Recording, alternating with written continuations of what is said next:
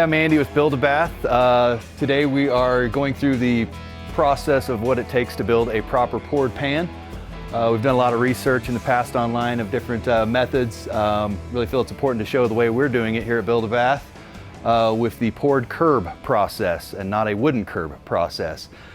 One of the main reasons that we don't use a wood curb on the front of our poured pans is that fasteners are going to have to go through the wood curb in order to fasten the backer board on the inside of the curb, which then penetrates the liner, and code only allows us to attach fasteners above the height of the curb. So that's one of the main reasons we do a poured curb.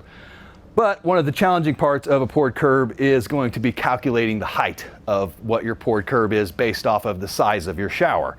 So what we typically do is measure the longest distance that is in the shower from the drain basically to the corner. And in this particular setup, we're looking at about 30 inches across there, so 2.5 feet. We typically want a 1/4 inch per foot fall on our slope of our pre-slope. And in order to do that, so with 30 inches with a 1/4 inch per foot fall, that's going to add up to 3/4 of an inch fall. The thickness of our drain is another 1/4 inch that we add to that. So the outside of our pre-slope pour is going to be about 1 inch to start with.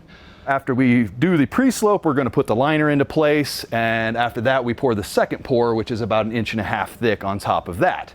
So we've added our 1 inch to our 1.5 inches, we're up to 2.5 inches, and then we're going to need to add another inch for the height of the curb itself, so the curb's at least 1 inch higher than the pour.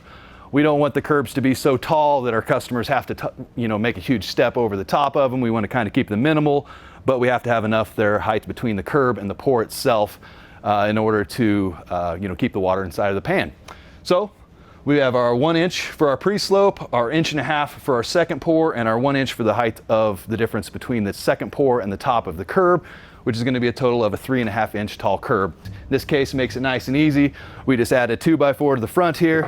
That's going to act as our temporary form board for the pre-slope as well as the finished pour of the project. So before we start our pre-slope, we always want to make sure that we have a nice solid deck before we start pouring concrete on top of it. A lot of times plumbers and stuff are going to cut up the flooring a bit in order to get the drains in place.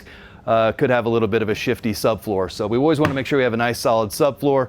Sometimes we might want to add another 1/2 or 3/4 of an inch of plywood on top, fastened with screws and glue to make sure things aren't squeaking. Nice solid deck to start with. Also, another good tip before we start pouring is to probably set our PVC liner out in the sun or in a nice warm area so that it become pliable and it's not rigid when it comes time to set the actual liner into place. You can see we have a solid subfloor secured, our drain flange added, blocking around the perimeter. Now it's time to pour the pre-slope. We're going to add the sanded topping and mix into the mixing tubs, slowly add water in order to not get the mud too wet. You don't want the mud too wet because it's hard to get it to slope, and the more water you use, the weaker it is. Now we're installing the mud into the pan. In this case, I'll use a piece of 1/2 inch scrap as a guide along the bottom plate in order to keep the perimeter at a 1 inch thickness. I also like to use a wood float in order to not draw the water onto the surface of the mud. The trick that I have found is to use multiple screed links in order to keep from leaving humps in your pour. Your pre-slope doesn't have to be perfect, but it's good practice for the final pour. Now when we add the liner, I like to lay the liner out in the sun, like we said, to keep it warm and pliable. Then I measure the pan and add 6 to 8 inches around all 4 edges. Now we drop the liner into place. Never cut the inside corners, just fold them. Outside corners require a slice with a glued corner piece. Now I tack the liner to the outer frame staying above the curb height. You do not want the nails to be too low. I like to trim our liner at this point to where it will float up into the middle of the curb and be flush to the top of the curb. Finishing your curb form. We know the difference between our final pour and the top of the curb is 1 inch.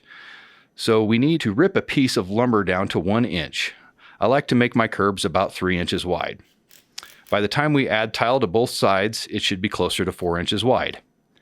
I then make an outrigger support to hold the inner form. They should be about 6 inches long and spaced 2 to 3 feet apart in order to keep the form from bowing. It's a good idea to pre-drill them to keep them from splitting out.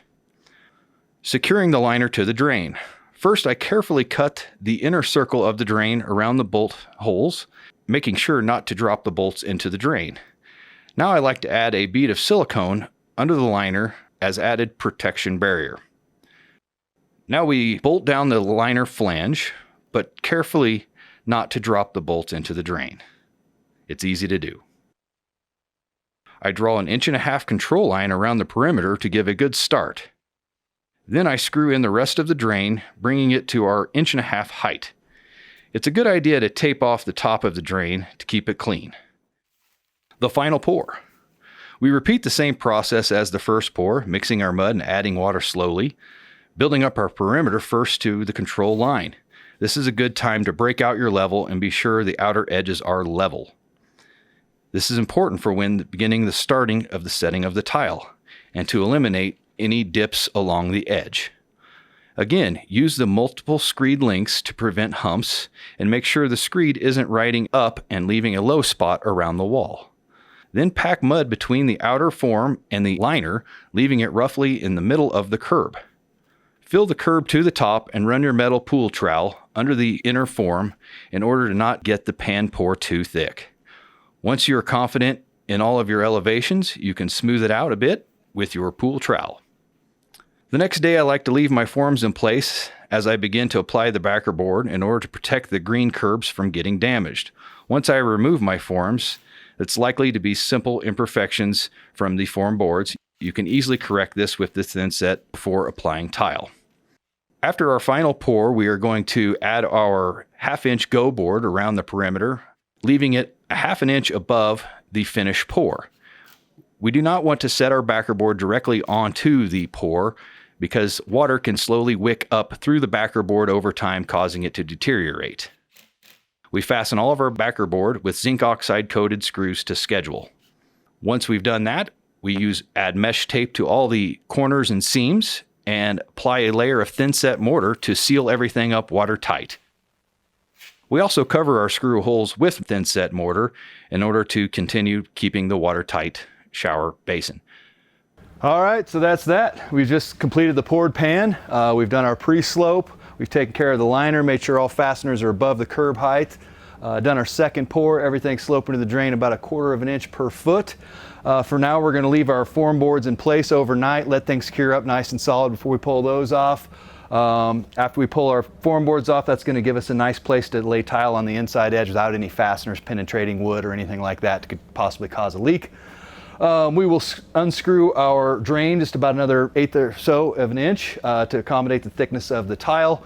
We're ready to lay tile on our pan now. We've waterproofed all of our edging with our go board, our mesh tape, our mortar. So basically we have a watertight shower enclosure right now before we even start applying tile. So this is the whole double layer of protection we've been talking about. But yeah, that's it. We're pretty much let this set up overnight. We'll be ready to set some tile. So hope you enjoyed the video and thanks for watching.